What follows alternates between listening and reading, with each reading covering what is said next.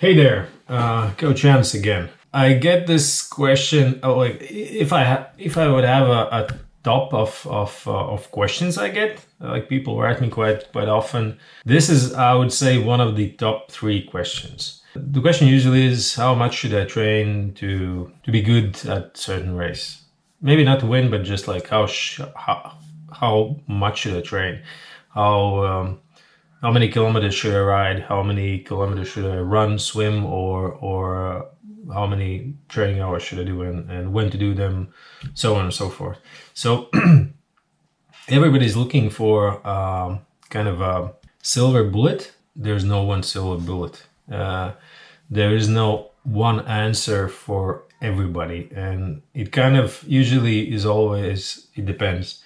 I have gotten people to win the races with under 200 hours a year, and I have cases when we do like 800 hours, and athletes still is not winning races. So it really depends on actually your skill set, your ability level, and well, yeah, you're actually racing level or races themselves. So there's no one answer, but I'll try to at least give some brief kind of overview how things work.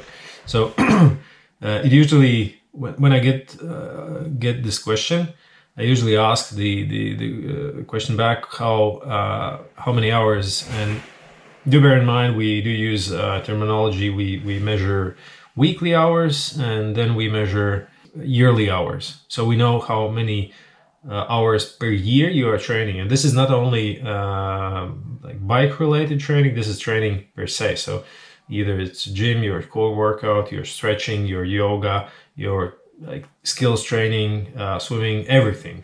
So just how much training impulse you actually have over the year. And when I get the number, like let's say for example 250 hours, if one is doing 250 hours, you usually look at the possible progression from those hours. So obviously you can't double the hours. Well, you can, but it's well, in reality you can't, because there's so much more than just doing more training. People always like just mathematically like see their week. Oh yeah, I have a few slots available, or a few extra days. I can finish early and get to training in. Yeah, that's kind of all well and good, but everybody kind of forgets that you will be more fatigued, therefore you will have more rest. You have to take into account that as well. So basically, we can't double your training amount. That's almost never gonna happen. If you, of course, like change your daily routine entirely and then devote yourself only to sport. So we usually look at somewhere around from 10 to 20, and 20 like being like I'm stretching this, especially if there's, for example, if there's this athlete would be with 250 hours, but 3-4 years ago he was doing like 800 to 1,000 hours. Then I easily like go for 20%, because I know most probably he will be able to adapt to that. If he's not there, if he's just beginning, I will most probably sway towards 10% mark. So this is the increase you can have over the years. Or there's not, as I said, like there's no one number. It kind of depends, but this is the safe ballpark you can look at, and then we see how those hours kind of allocate throughout the year. Which is really funny, because sometimes people do forget that, and in the same scenario, if I get this answer that this athlete has to 250 hours, which is about average, I'd say.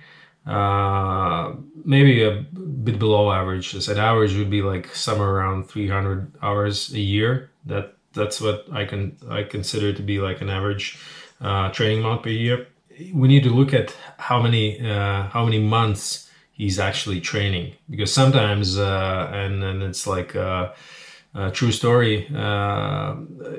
There's quite a lot of them, and athletes is coming in, and then they do present this number, and then I look at their training data, and then I see that like they were doing nothing for like 3 months, just kind of resting. Excuse me, guys or girls, if you do think that you need to rest after a season of where you had like 250 hours, you most probably wrong. You are bitterly wrong. You need to train more in order to achieve even more. Okay, just to make this pretty simple and clear, you are not pushing your body that much that you need to recover. And this usually, I think it came through or from the pro peloton when guys were like tweeting and writing on Facebook, yeah, I took a month off of the bike, and nobody says that they are not riding their bike, but they're still training. They're still like going on the long hikes, they're running, they're hitting the gym, they're doing some yoga, they're like anything, but they're actually training. People tend to forget that.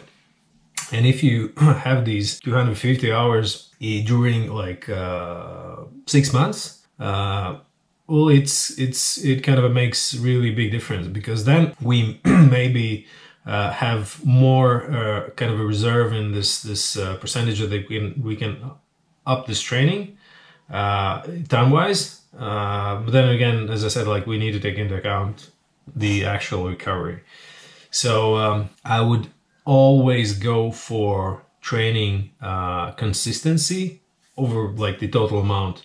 If I'd say like you have two choices, I can do these 250 hours over 6 weeks, or excuse me, 6 months, or you can do the same amount of hours over, let's say, 8 or 9 months. I would go for the 9-month period, because that at the end of the day, I'm almost sure will yield a better result than you like crash course, doing crash course of training, which is almost always a bad idea. If you keep consistency high, meaning like you're doing you're not riding to like 2 hours every day, but you're riding like 45 minutes to an hour each day. This most probably will be more beneficial than doing this crash course training. There's a ton of science behind that. Again, like you need to do sometimes like really long rides and mix them with really short rides. But the total amount or total kind of a compliance with the plan and consistency is really, really the key. Like the best athletes we have are the ones who are having quite a lot of green in their training peaks count. Like I do struggle to find like any missed workout. And as I said, like this is almost a hard number. These are the statistics. If you are not missing your workouts, you will be better. That's it. You should be training regularly and consistently. That doesn't mean that you have you need to blindly follow a training prescription, even if you're ill or not feeling well. It's not about that. It's about you being diligent about your training and day in, day out.